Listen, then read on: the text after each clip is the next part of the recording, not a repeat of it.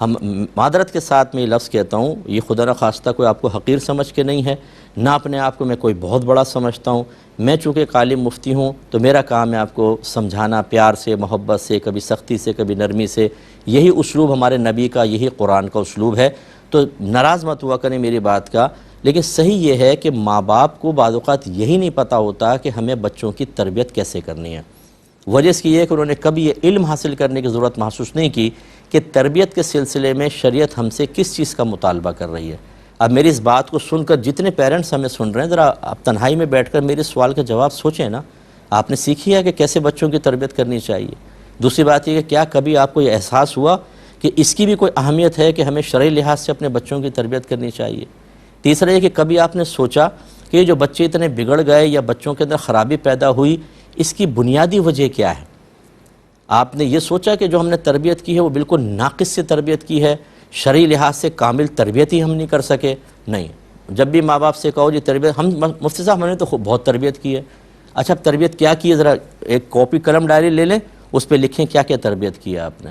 5 6 10 چیزیں آپ کو نظر آئیں گی جو خاندان میں عموماً چلتی ہے۔ بیٹا پاؤں نہیں ہلاؤ، یہ نہیں کرو، نماز پڑھ لو، اس کے بعد بیٹا ٹیوشن پہ جایا کرو، بیٹا وقت پہ پڑھائی کر لو، بڑوں سے دیکھو بدتمیزی نہیں کرتے، سر ڈھک کے کھانا کھا لو۔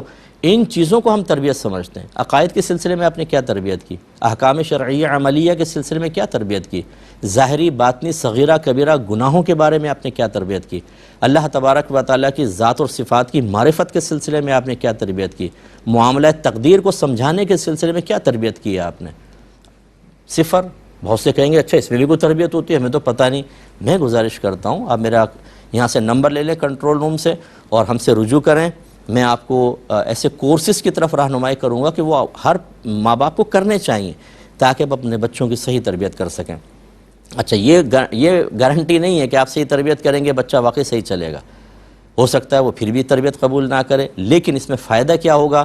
آپ بروز قیامت بری الذمہ ہیں، آپ کی گرفت نہیں ہوگی۔ اب بچہ اپنا فعل کا خود ذمہ دار ہے، لیکن اگر آپ نے تربیت نہیں کی ہوگی تو اچھی طرح یاد رکھیں جتنا بالغ ہونے کے بعد بچہ گناہ کرتا رہے گا اس عدم تربیت کی بنا پر آپ کے نام اعمال میں گناہ لکھا جائے گا، اور بروز قیامت آپ کو اس بچے کے سامنے کھڑا کیا جائے گا اور یہ حساب کتاب مانگے گا کہ میری عدم تربیت کی وجہ سے جو میں نے صغیرہ کبیرہ ظاہری باطنی گناہ کی اور غلط راستے پہ چلا، مجھے حساب و کتاب ہونا چاہیے۔ اب آپ کہیں گے مفتی صاحب یہ بات کیا کہہ رہے ہیں؟ بالکل، کلکم راعٍ وکلکم مسئول عن رعیتہ۔ میں نہیں کہتا ہوں، آپ کے نبی فرما رہے ہیں کہ ہر شخص نگہبان ہے، اس سے اس کی رعایا کے بارے میں سوال ہوگا۔ فرمایا مرد اپنے گھر والوں پہ نگہبان ہے، اس سے بروز قیامت اس کی بیوی بچوں کے بارے میں کویسچن ہوگا۔ عورت اپنے شوہر کے گھر کی نگہبان ہے، اس سے اس کے ماتحت کے بارے میں کویسچن ہوگا، اس لیے تیار رہیں۔ یہ کہتے